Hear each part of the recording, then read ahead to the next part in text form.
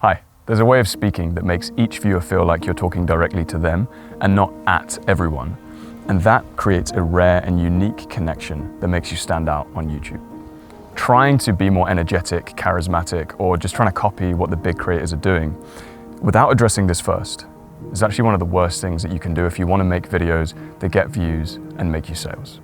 You see, YouTube is an extension of yourself. It's you, but magnified and multiplied. And if you are betraying yourself to try and get viewers to like you, or if you're copying the behaviors and patterns of other creators, then it's a great way to kill trust and connection with your audience.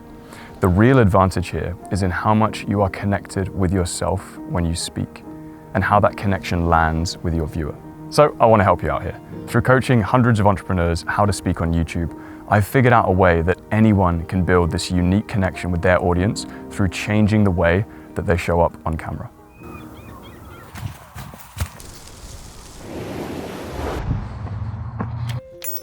The biggest myth on YouTube is that some people are just good on camera and others just aren't. And this couldn't be further from the truth. In fact, everyone, and I mean everyone, has a unique magic spark that can build massive connection with their audience if they just knew how to activate it and actually bring that to their on-camera delivery. To best illustrate this, I was recently at a somatics retreat. I'm training to become a somatic coach. And in one of these training retreats, everyone didn't know each other, right? And so there's a slight natural sort of guardedness that comes. Some people are more charismatic and open, other people are more introverted. What we did after the first sort of impression was a series of exercises that basically enabled us to shed our social mask and to form really deep connections with each other through many individual one-to-one conversations. And by the end of these 5 days, I had seen this magic spark that every single person, even the most introverted or shy, every single person had. And I know that if each of those people were able to bring that magic spark that they had in those deep one-to-one conversations onto their on-camera delivery, then they would build massive trust on YouTube. But this begs the question, if everyone has this magic spark, then why does it not naturally come out on camera? A huge component of this is that you don't associate being on camera with a deeply connective state, and instead you associate being on camera with judgment and performance. And what this creates is a subtle self-betrayal that happens as soon as you press record. And I know that sounds kind of intense, but it happens in these subtle ways through these subtle behaviors. And that's because in any environment that there is perceived judgment, we try and protect ourselves and we start armoring up.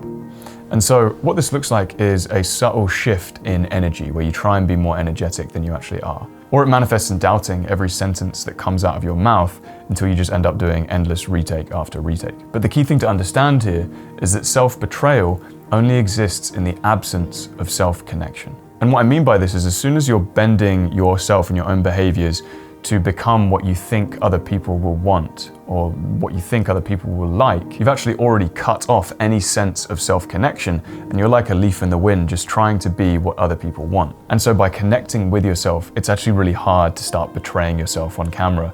And that is what creates that unique connection and that feeling that I'm talking to you and not just like shouting at a bunch of people. A sort of physical representation of it would be sort of one hand on my heart and one hand on your heart. That's actually what it feels like to be connected when you are speaking on camera. And I call this the golden zone of connection because everything that you say and every behavior that you have in this place, it just comes from a place of authenticity that is connected to your body, connected to emotion. And when you make videos this way, it creates so much more connection with your audience, but it also just feels so much better to do it.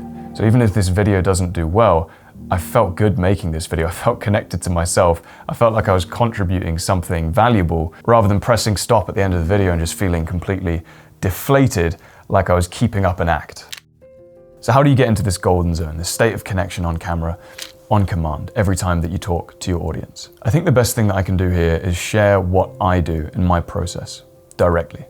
And so let me just walk you through it. What I'll do is I'll press record, and it's important I'll press record whilst doing some of these exercises because it only takes a couple of minutes, and that starts just blurring and blending that hard cut between not recording and recording in, which just sort of reduces that recording pressure slightly. And then what I'll do is I'll do a quick body scan.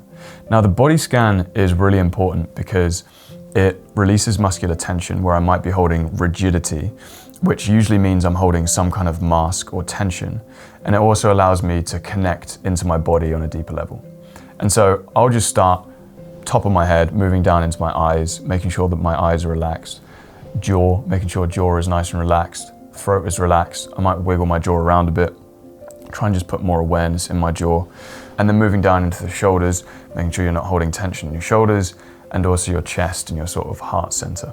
And you might realize that once you start putting your awareness into these specific areas of your body, you start feeling emotion, and that's a really good sign. It's a good sign that there are some sort of blocked emotions that you might not have been feeling. There might have been just some emotions that were just sort of lingering, and just try and allow yourself to feel those. So allow those to sort of bubble up to the surface. And once I've done that for a little bit, I usually come to this place of sort of, it's like a slight kind of squishy vulnerability.